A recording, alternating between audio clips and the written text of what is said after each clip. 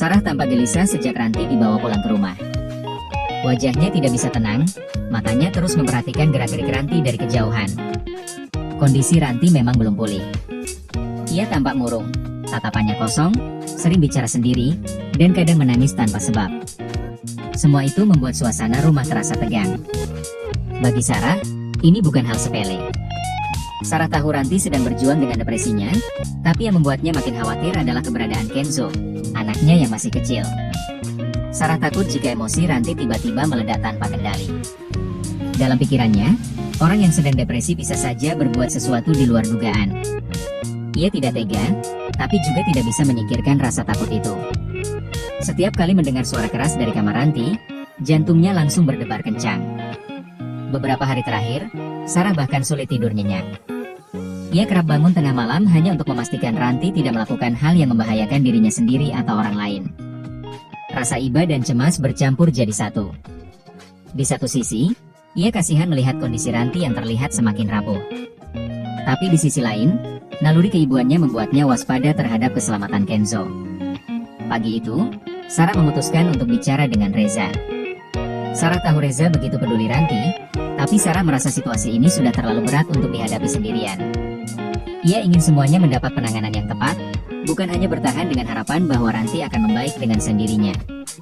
Sarah dengan hati-hati menyampaikan kekhawatirannya.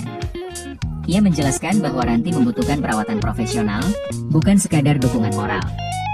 Menurutnya, orang dengan depresi berat harus mendapatkan pengawasan medis agar tidak makin parah.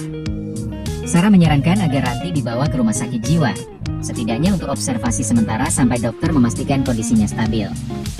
Ia tidak bermaksud menyingkirkan Ranti, justru karena ia peduli. Namun Reza tampak ragu. Ia masih berharap Ranti bisa pulih di rumah dengan perhatian dan kasih sayang dari orang-orang terdekat.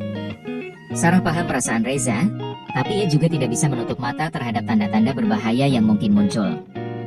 Beberapa kali Ranti terlihat menyendiri di taman belakang sambil menatap kosong ke arah kolam. Kadang ia bicara sendiri, kadang menatap tajam ke arah pintu rumah tanpa alasan jelas. Kenzo yang awalnya ceria kini mulai sering bersembunyi di kamarnya. Anak sekecil itu tentu tidak mengerti apa yang sedang terjadi, tapi ia bisa merasakan ketegangan di rumahnya sendiri. Sarah semakin yakin keputusannya benar. Ia tidak ingin menunggu sampai sesuatu yang buruk terjadi. Ia merasa tanggung jawabnya sebagai ibu bukan hanya melindungi Kenzo, tapi juga memastikan semua orang di rumah tetap aman, termasuk Ranti sendiri. Dalam hati kecilnya, Sarah hanya ingin Ranti bisa sembuh. Ia tahu rasa sakit di kepala dan hati Ranti tidak bisa dihapus dalam semalam. Tapi jika dibiarkan tanpa pengawasan, kondisinya bisa memburuk dan berbahaya. Itulah sebabnya Sarah begitu mendesak Reza agar bertindak. Malamnya, Sarah duduk di ruang tamu sambil menatap pintu kamar Ranti yang tertutup rapat. Ia mendengar suara samar, seperti tangisan tertahan dari balik pintu itu. Dadanya terasa sesak, ia ingin masuk dan memeluk Ranti, tapi ketakutan menahannya.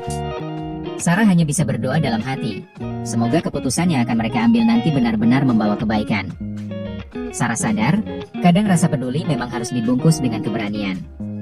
Meski terasa kejam, tapi terkadang langkah yang berat itu justru satu-satunya cara untuk menyelamatkan seseorang yang sedang tenggelam dalam kegelapan pikirannya sendiri.